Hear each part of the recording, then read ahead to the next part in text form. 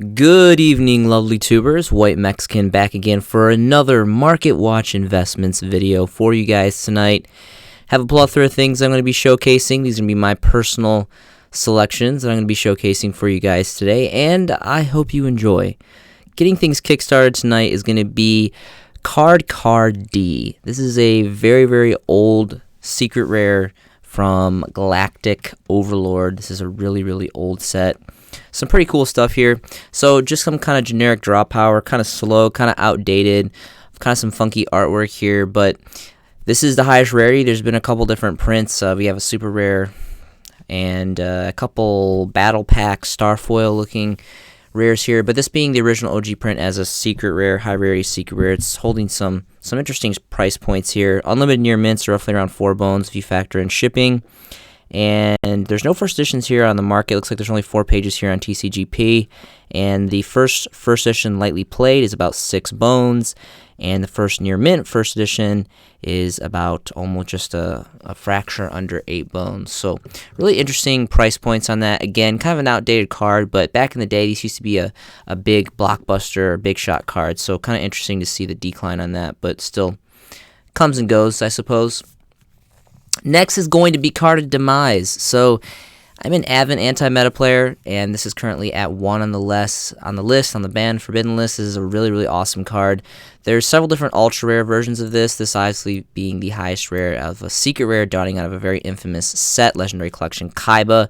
This set was gold. Definitely check it out. There's a lot of high rarity cards in some really great selections with that. So this being highest rarity, starting market price for near mint first editions is roughly going to be around 5 bones when you factor in shipping pretty much all across the board. Unfortunately, for the first page, these are all 1 stack, so that's kind of interesting. And there is 5 pages available here on TCGP. So again, really awesome rarity of secret rare, and this is still a very, very strong draw power card. Now it's kind of in mostly just rogue decks. You can't really play it in every single deck, obviously, because of the stipulations, but a very, very strong draw power card. Next is going to be Rescue Rabbit. This is the original OG print as a secret rare dawning from Photon Shockwave. Again, from that era of like 2011, 2012-ish. Well, more like 2011, 2012-ish era of Yu-Gi-Oh! Really great stuff. So way back in the day, Dino Rabbit era, before these new gen dinos running around with the Ultimate Tyranno, or I forget what the structure deck card is that sets everything face down and blows it up for 1,000 and all that crazy stuff, and the Oversoul Raptor and all this crazy dino stuff. You know, dino players are come and go, but they all kind of just seem to, few of them stay loyal and stick around and kind of are a little pesky in the meta games every once in a while. But back in the day, this card, Dino Rabbit, was blowout. I mean, this was kind of like Gen 2 or Round 2 of like Tour Guide. This could bring out 2 monsters. It's completely unparalleled. This is like one of a kind for a while. I mean, I guess Rescue Cat came out first, so I'm pretty sure Rescue Cat came out before this card. So I guess technically this is not really kind of the first game changer, but it was really blowout when it came out. This card was insanely expensive, like passing up about 90, 100 bones, if I remember correctly. Several different prints of this nowadays, including a super rare tin promo, which is, pretty decent, as it's just a, promo out of a tin.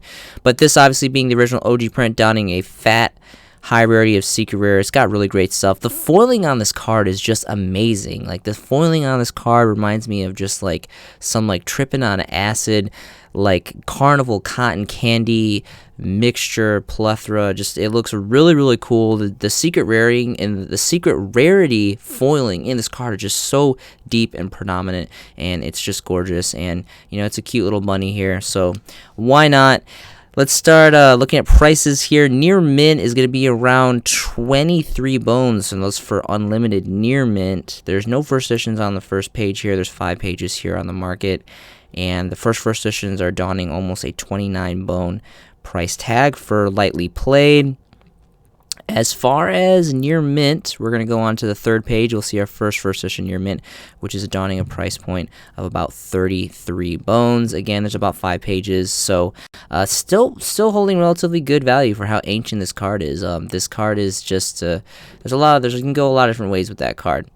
Next is going to be Dark Smog. So a couple prints of this. I know there's a super rare. I think there's like a speed duel version as well, but there was a super rare. This is obviously the original secret rare. If you guys can see the trending here, OGs and OG prints and secret rares, dining out of Photon Shockwave. Again, relatively kind of the same era as Card Car and Rescue Rabbit and all that. So really great stuff. Again, 2011, 2012-ish era Yu-Gi-Oh! We're talking about here, ladies and gentlemen. This card's really good. You know, obviously, it's got Raikou here from the Light Sworns, and it's got Gold from Dark World. Really interesting mixture that Konami decided to put in the artwork here. Really, really cool. Obviously, it looks great because it's secret rare. And naturally, of course, it's going to be used in Dark Worlds. I mean, that's what it was made for.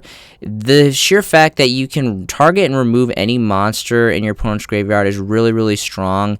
There's obviously a plethora of really great Fiend decks out there that could benefit from this. I mean, Burning Abyss, there's Dark Lords, there is... drawing a blank, but there's Fabled, there's a lot. There's Magical Musketeers or Magibullets. There's a lot of really, really great Fiend-eccentric decks out there. So you're definitely not limited. There's a lot of great stuff out there, to just name a few. And I think this is a really strong card, and you know, it's a continuous trap, so you can use it on your opponent's turn. So you can pop this effect off, proc this effect off every turn, and it's pretty cheap for what it is. I mean, lightly played unlimiteds are like nothing; they're like barely a bone. Lightly played first editions are roughly around 2 bones after you factor in shipping, and near mints are roughly around a little bit over 3 bones here. There used to be a big, like, fat stacks of this, and, you know, now they're kind of like onesie, twosies here. So there's 4 pages on the market, but I just wanted to shine a little light on Dark Smog. Next is going to be Lava Golem. This is the original OG print as a secret rare. Once again, donning on the very infamous Gen 1 Pharaonic Guardian. This was an amazing blowout set. Gen 1 Yu-Gi-Oh! Is White Mexican Theory, it's what I consider Gen 1. It's the first 13 core booster sets, LOB through RDS. And this donned us Gravekeepers and a lot of really awesome, great Egyptian-based stuff. With the Dark Scorpion Cats, Dark Scorpion Crew, whatever they were, the Don Zalug people, were really cool. And this is kind of like one of the OG hand traps. Like, if I'm not mistaken, this may even be like the first hand trap monster. I can't really remember. I don't remember there being like precursors to this, but playing this out of your hand was really blowout even back then. And nowadays, with all these crazy hand trap mechanics and all that, it still holds up. This still holds up very, very well, in my opinion. And the artwork is just phenomenal. For, like, even as a kid, I just really, really fell in love with the beautiful, deep, secret rare foiling of this. And it's just a really, really, really cool. It's got really awesome artwork. So their starting market prices here for lightly played unlimited starts around 7 bones. And then we're going to go ahead and find some first editions for you guys. There's no first editions on the first 2 pages, the first 3 pages, and we get our first editions on the 4th page. Lightly played first editions are starting at 26 bones.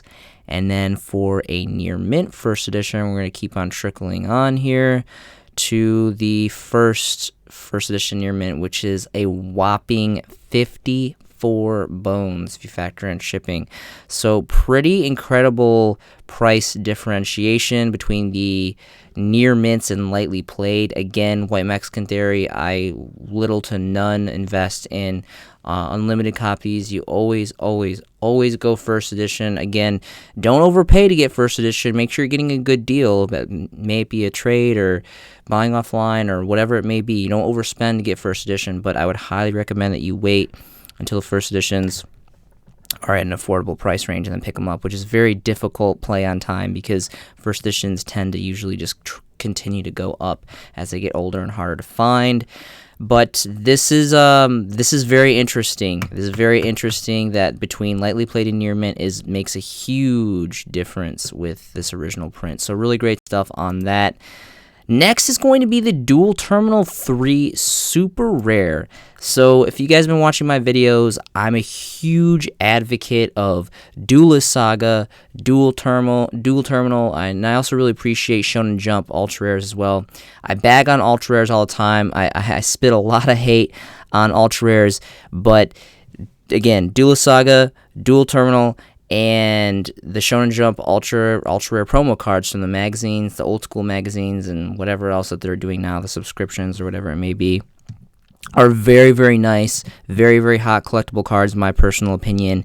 And, you know, Dual Terminal got discontinued a long time ago, and Konami's not pushed any communication of reproducing or remanufacturing that rarity. I think it's safe to say that's a huge fan favorite rarity. I mean, I've never met a duelist or a player or a collector that's just like, nah, like, Dual Terminal's not for me. I don't like it. It's just, this is a very, very, very sought after rarity. A lot of people like this a lot. And it's discontinued, so it's no longer in print anymore. And Duelist Saga, you know, came out in 2016, and that set is still, on its own merit alone, is still the only set to have that special kind of like Star Wars lightsaber laser-looking holofoils. So really great stuff on that. And then I guess Shonen Jump, obviously, those I'm pretty sure are discontinued now. They're no longer doing those, you know, magazine promos, and it used to be a subscription, and I'm not really sure. I didn't really follow through the last couple years before it died out. I'm not really sure, but I'm pretty sure the Shonen Jump Ultra Rare promos are pretty much done too. And some of them are holding some really great price points. It's like Metal Darkness, Red Eyes Metal Darkness Dragon is pretty good. It's one that comes to mind. Anyway, so this is really great because it's Dual Terminal. Not only is it Dual Terminal, it's also a super holofoil, which just looks amazing. Lightly Playeds for starting market price here is going to be roughly around 8 bones plus. For our lightly played, near mints are going to go for 11, and it just kind of trickles up after that. Only 2 pages available here on TCGP, and the fattest stacks on the first page are going to be 2 of. So it's definitely starting to trickle down in quantity. Next is going to be Drag Down into the Grave. Now, there is several common prints of this being the super rare holofoil reprint dawning out of the very, very infamous Legendary Collections 3 Yugi's World. I am obsessed with this set. This set and Legendary Collection 4 Joey's World had some of the most amazing reprints and the most gorgeous rarities, more specifically the secret rares. Really just completely, utterly unparalleled blowout reprint sets. Check them out. I promise you, you won't be disappointed. Borderline, like 90% of the sets are bleeding into the collector's market, in my personal opinion. There's just a lot of old stuff and really great rarities. Also, again, to kind of piggyback on Legendary Collection, Kaiba is also really, really great. All the Legendary Collections, but more specifically 3, 4, and Legendary Collection Kaiba were just completely blowout. So this is the only holofoil, obviously the best version, as subjectively as a super holofoil. And this is a really great card. I mean, naturally people talk about Dark World. Obviously you see the showcasings of all the Dark World stuff because this just blends so perfectly, and this was what it originally rose to predominance because of the Gates of the Underworld structure deck when Dark World stuff started getting popular and all that. But this can be played in any deck, and this is a very, very strong card. The sheer fact that it lets you see your opponent's hand, rip one out of their hand, and I mean, it's your card, you're going to play it, so obviously you're going to play it at your vantage point when you don't really mind your opponent seeing your hand, or, you know, if you have something you want to get rid of in your hand. This is, in my opinion, it's almost like a generic card. I'm not going to say you can play it in every deck, and I'm not saying you should tech 3 of these in, but depending on what you're playing, it's also a draw power card. I mean, it's again, it's like Dark World Dealing, which very, very much, depending on what you're playing, Dark World Dealings is another fantastic card. I would definitely check that out because here it is right here. This is another really great card, another generic draw card. I mean, yes, your opponent still draws one too. You each pitch one, but depending on what you're playing, again, there's so many graveyard eccentric decks out there that you just, you plus from pitching in the grave for the most part for a lot of these decks. So really great stuff. Unlimited's here, lightly played. They're about 3 bones before you factor in shipping. A lightly played first edition is around the same price point. 3 bones before you factor in shipping, and then near mint first editions. I'm sorry. Yes, near mint first editions are about, 4-ish, give or take. So the majority of these are 1 stacks. Here's a 2 stack here, and then there's 5 pages available. So really, really great stuff on this. Again, artwork's really cool too. I love cardboard on cardboard artwork. Really quick, I want to go ahead and show you guys Dark World Dealings. Again, just another generic draw card that can be played in Dark World, Shaddolls, Burning Abyss, I mean, you name it. Whatever card is graveyard-eccentric. You got to be careful because it's a mirror effect. It does the same thing to your opponent, so if they're playing something that they could potentially benefit from, you want to be careful about that. There's like a billion super rare prints of this. This got reprinted to hell, unfortunately. The original OG was an ultimate rare, which is holding some really ungodly price points.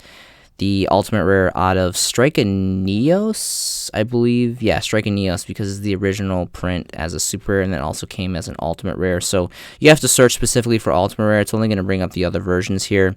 So you have the original super rare, which, again, first edition original Strike-a-Neos. If you're not going ultimate, in my personal opinion, is the best. You got the Champions Pack rare here, which is pretty cool because, I mean, it's Champions Pack, which is very old, and it's not even common. It's rare, so that's cool. And then they had the whopping, well, I guess there's only 2 or 3, 1 original and then 2 super rare reprints. Again, Legendary Collection 4, really great set, and then Mystic Fighters Dawn, another super rare, and then there was, of course, the common from the Gates of the Underworld structure deck, which still to the day is like my all-time favorite structure deck. I really, really like that structure deck a lot. So really great stuff on that. Next is going to be Labyrinth of Nightmare. So again, White Mexican is a huge, huge fan of the first 13 core sets. Again, what I consider Gen 1 Yu-Gi-Oh! I grew up playing this game when it first came out back in, like, I think it was around 2002-ish era. We had Starter Deck Yugi, Starter Deck Kaiba. We had the first run generation of the Tins, and, Legend of Blue Eyes, Metal Raiders, Magic Ruler, all that really great stuff, old school, Gen 1, great nostalgia, just being a kid. Playing cardboard games, really fun stuff. Gemini Elf, of course, as many of you know, this is a censorship card. OCG got completely different, not completely different, but got a all original circumferted, an uncensored card. So I don't personally collect this here in the TCG. All the copies that I have are OCG, Japanese OCGs, because they have better rarities. And like as an example, this comes ultimate rare in the OCG with the original uncensored artwork with the original Japanese artist intentions. So really great stuff on that. But first editions are holding really great price points just because this card is an old school secret rare. Really big history behind this. It was like the first 1900 level 4 beater that you could normal summon, so that was a big deal. Magic Cylinder, of course, all you classic burn cards. Burn players and builders, and just this is a really great card still to the day. I mean, you can flip this over and win a duel. This is a very, very, very underrated card. I get it. The game's really fast right now. It's not a counter trap. It's just a normal trap. You got to set it. It's slow. But the sheer fact that you literally can use your opponent's monster to blow them up is really, really cool. Obviously, this being a high rarity of secret rare makes it a great, just aesthetically pleasing card, and then great for collectors. More specifically, obviously for the first editions, but even the unlimiteds here, you can see like lightly played unlimiteds are going for about 6-7 bones starting market price. And then I'm really curious to see what the first editions are going for. It looks like we're going to get our first edition for, well, here's a lightly played here for about 28, and then there's another one here for 32. If you guys want to go big baller status and go near mint, it looks like, well, near mint first edition, they're only on the last and final page, and the starting market price is 175 bones for near mint first edition. So again, especially for these Gen 1 cards, that gap between lightly played, there's the gap between unlimited and first edition, and then even beyond that, lightly played first edition to near mint first edition, which is like, obviously ungodly in difference in price. So really, really awesome stuff for that. Labyrinth of Nightmare was such a cool set. I used to call it the purple set because the booster packs were purple. Again, all Gen 1 sets had Yami-Yugi on them, which was really, really great. I loved Yami-Yugi's like my favorite old school anime character. And the Gen 1, like the Duel Monsters era, was really the only anime that I ever really watched. I didn't watch all of the episodes, but as a kid, it used to come on the TV, and it was exciting, and it was awesome, and it was all that stuff. Torrential Tribute is kind of, I know if there's like a searcher card out now, so it's kind of seen some maybe a resurgence. There's a lot of really great prints of this. There's secret rares, there's the Duelist League Parallel Ultras, there's some really great stuff, and obviously the original first editions are going to hold great price point. United We Stand, this is old school soup up card, really cool, powerful card back in the day, and really great artwork. We have Mask of Restrict. This completely just is a floodgate, continuous trap card, stops tributing. No one can tribute monsters. So really great old school floodgate, going for some good prices for the first. And like all of the first edition stuff, this being so ancient is holding great value. Like Jar of Greed, first edition supers, those are holding great. Mage Power, we have The Last Warrior from Another Planet. One of the definitely more popular and very, very powerful old school fusion cards. Kaika the Ghost Destroyer. This has 2 different effects, which is really, really cool. There's also a secret rare version, which looks really nice. We have the original ultra rare Dark Necrofears, which this card's artwork is just so blowout. This is if you guys can pick up a first edition, original Labyrinth of Nightmare first edition ultra rare Dark Necrofear, that's already in the collector's market, and it already has been for a long time. Keep in mind, there is secret rare. It was Master Collection volume either 1 or 2. I think it was 1, donned a secret rare promo, and there's also a dual terminal rare as well, which are both very, very nice prints and relatively still affordable. If I can remember, I'll show you guys in a little bit, but I just wanted to see if I could show you guys a first edition. Again, unlimiteds are really going to not be much of anything, because when you're going this far back in the collector's market in age, you always want to go first edition. And surprisingly enough, there is a lightly played first edition here for 25 bones, which is very surprising. And it goes straight up to 50 right after that. So 25 and then 50 for these lightly played first editions. Last page, let's see if we can get there's a single near mint first edition for almost 500 bones. 450 bones for this. Again, that lightly played first edition to near mint first edition gap is just insane for these Gen 1 cards. Really quick, I wanted to showcase the other versions that I mentioned, the dual terminal and the secret rare promos, which are really, really great. There's obviously a retro pack super rare, which is a really, I think this is a low produced, really great collector's market set. Dark Beginnings 2, but more specifically, these are the 3 that I would focus on. Of course, the original first editions, if you can find them. Obviously, they're the most expensive print. I don't know, Retro Pack will, the first edition originals probably even take a run against the money for the Retro Pack ones. So yeah, the Master Collection Volume 1, Dawn the Secret, which is between a quarter bone to 3 bones, and then the Dual Terminal 2 rares, which are my personal favorite for aesthetic and just price point being very, very affordable. This is my favorite print of Dark Necrofear, which is ranging between a bone to like a bone and a half. So you guys can take a look at that. But really, really great stuff. The artwork is just completely blowout on this card. It's really creepy looking alien, and she's got like that like Halo Elite like shadow armor, and she's like holding this like shafted, shattered baby doll, and it's just really, it's got a really dark, like creepy vibe to it, which I really, really like about Dark Necrofear. Definitely a really great Gen 1 collector's card. So again, there's a lot of great stuff. I just wanted to showcase this set, do a kind of a flash price review on it, because there's just so many amazing gems that I could spend a lot more time talking about that. But again, there's just, for time purposes, I'm going to go ahead and just kind of move on here. Card Safe Return. This is an old school banned card. This is also a censorship. In Japan, this guy was like naked or something. Bazoo. Monkeys really freak me out. This thing's like eating a big ass marble or something. Some craziness going on over there. Royal Command. Again, this is another old school floodgate. I think this flip effects. It stops flip effects and negates flip effects. So for all you Subterra players or whatever have you, Jowgen, this is an old school rare. This card is really, really cool. This is like Gen 1 Fossil Dyna. You can pitch a card, blow up all its special summon cards, and then neither player can special summon. Really cool stuff. So, again, this is just a really, really awesome set. I highly recommend you guys check out this set. It's definitely one of the greater Gen 1 sets here. And just to kind of give you an idea for, like, you know, collector's market purposes, if you guys are into sealed product, again, with this being one of the original first 13 core sets, it's just like ungodly here.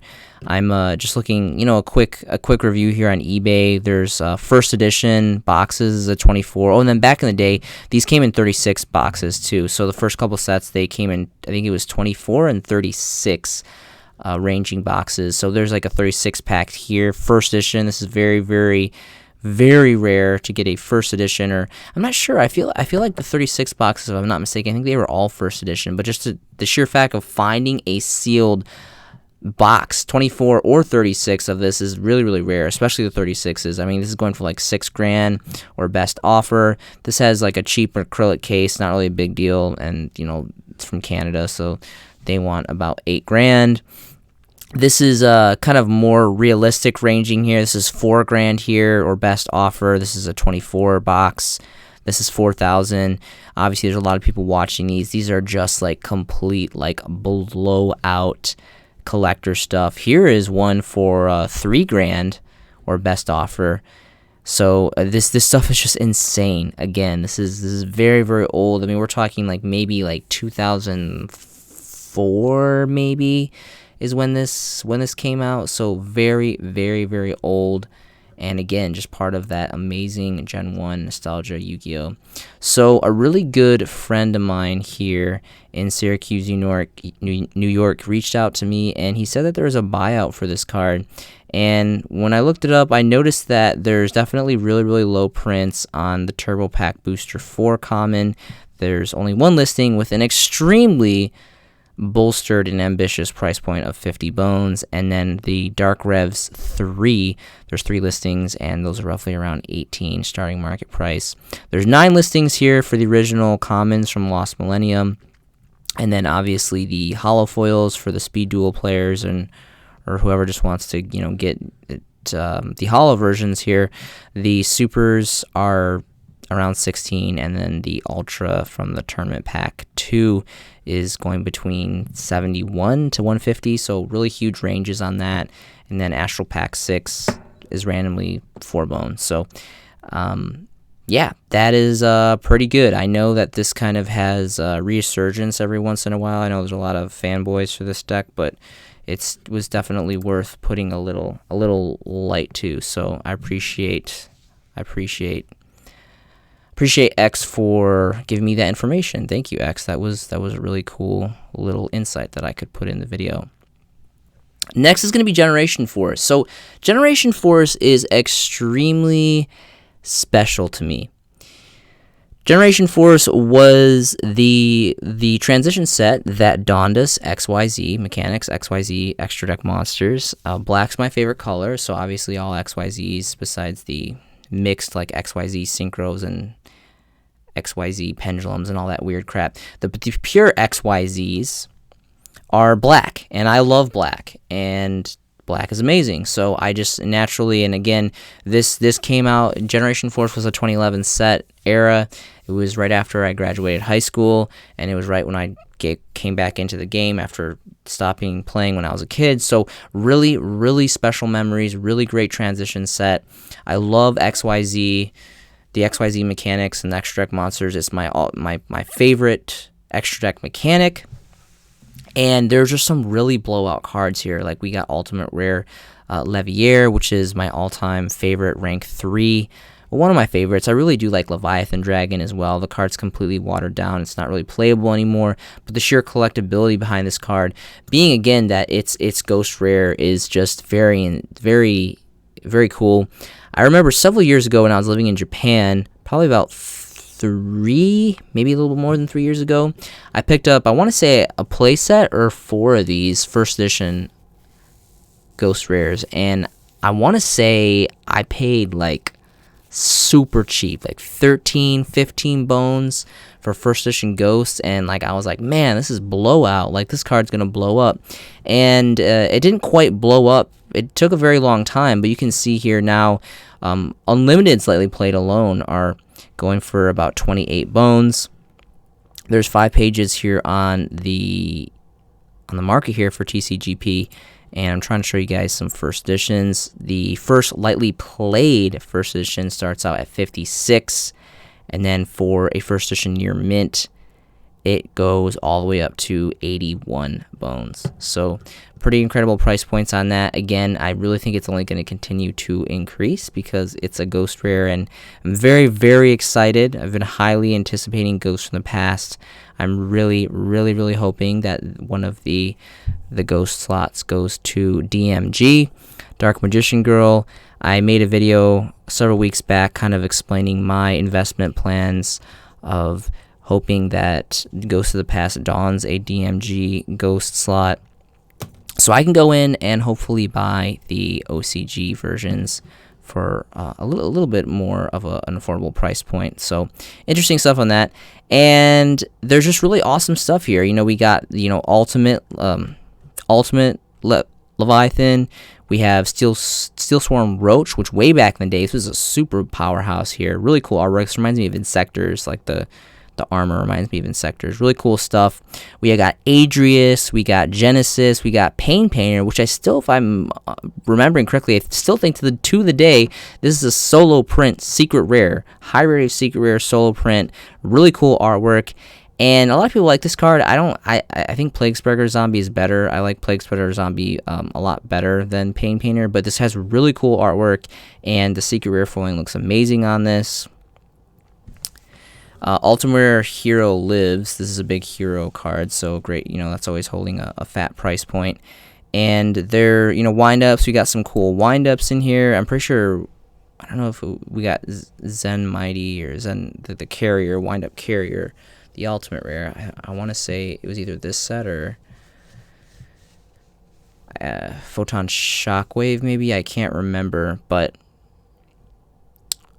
Lost Blue Breaker, this card kind of blows. It's not very good, but for some reason it's just very affordable, and I love how it's a secret rare, and I love like the way the artwork looks. The artwork looks really, really great, and it's just one of those really good quality secret rares. So that's maybe something to look into if you guys want to. First editions exclusively.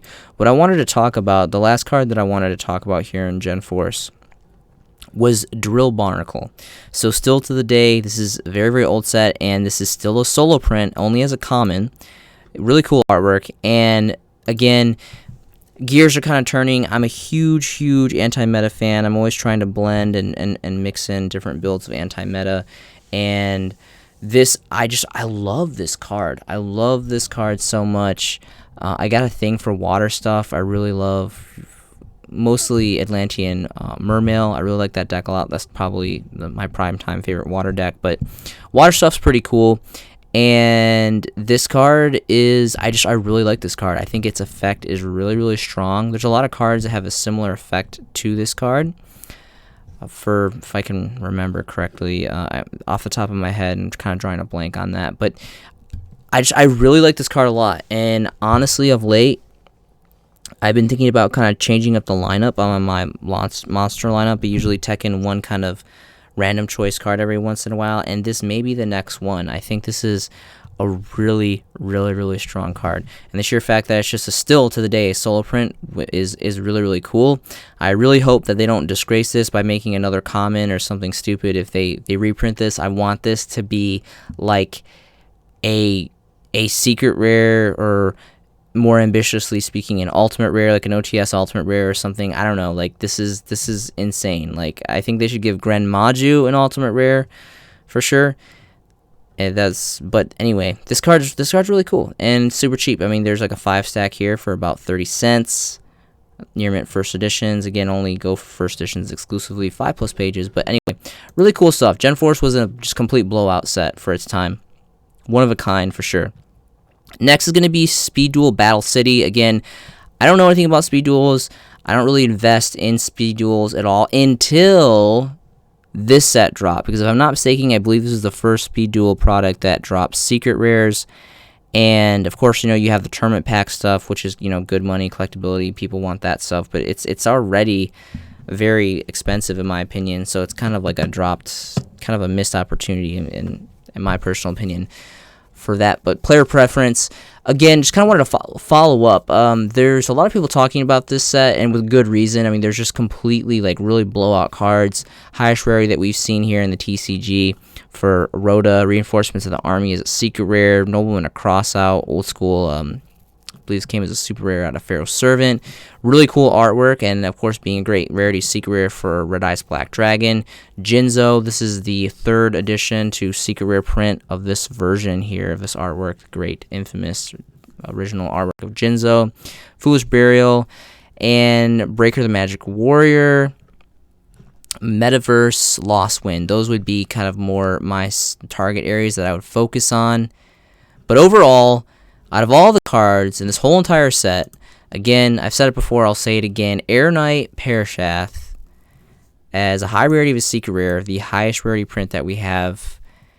Well, technically, I mean, the original, I think it was Legacy of Darkness Dawn and Ultra Rare first editions, which are, going for really fat price points. But rarity hierarchy, this is the highest rarity as a secret rare.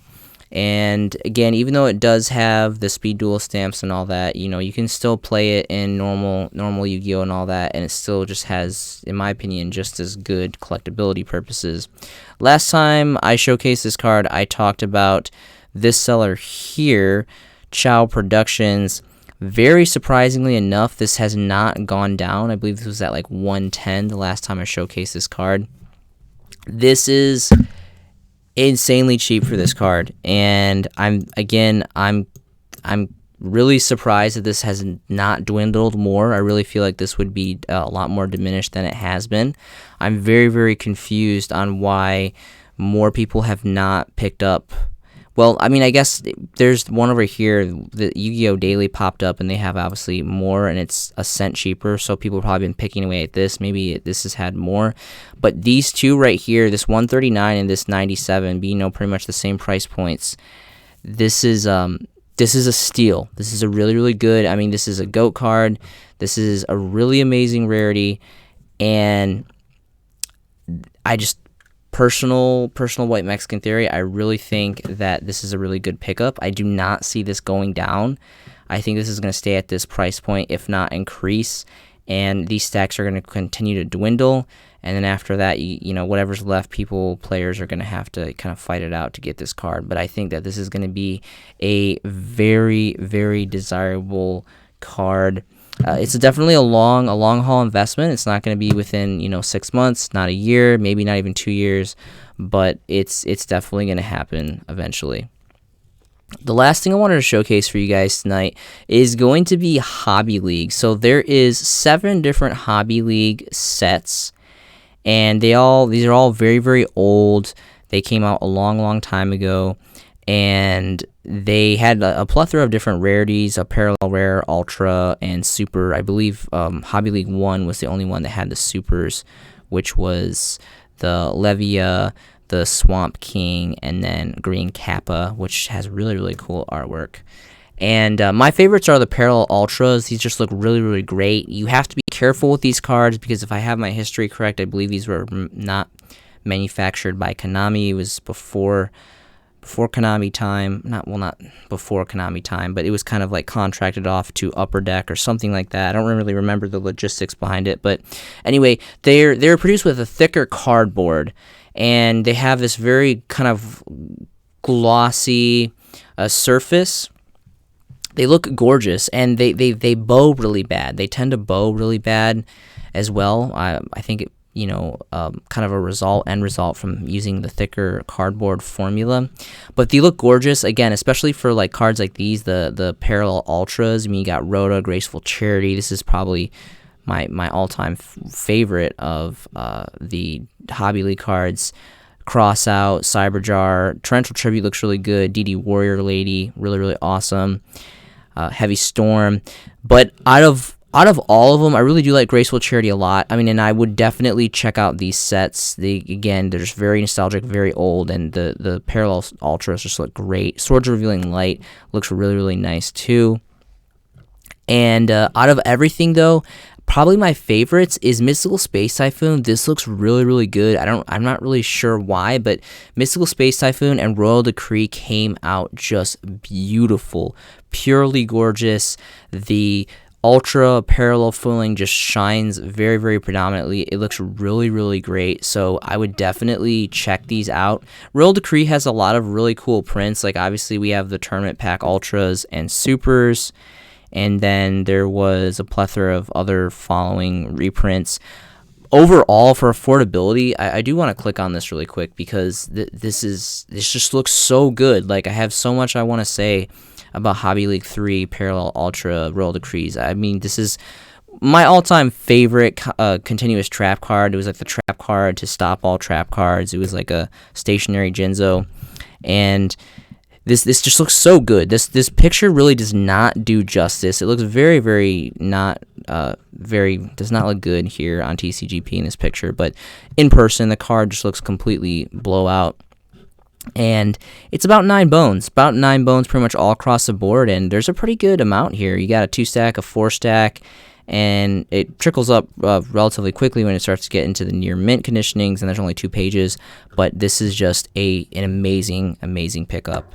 So really great stuff there, and that's pretty much all I have for you guys tonight. Link below is going to be to my Facebook. I would love for any and all of you guys to add me, message me. I would love to talk about anything Yu-Gi-Oh related with you guys. Yu-Gi-Oh has been part of my life for about 10 decades or so. I'm extremely compassionate about this game.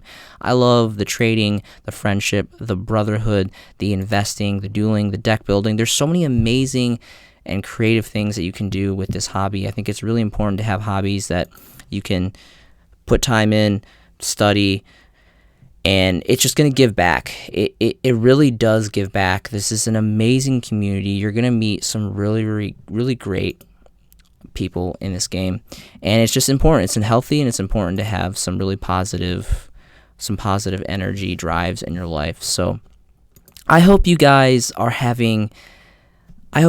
making some fantastic Yu-Gi-Oh investments yourself. This has been a showcasing by The White Mexican, and I will see you in the next video.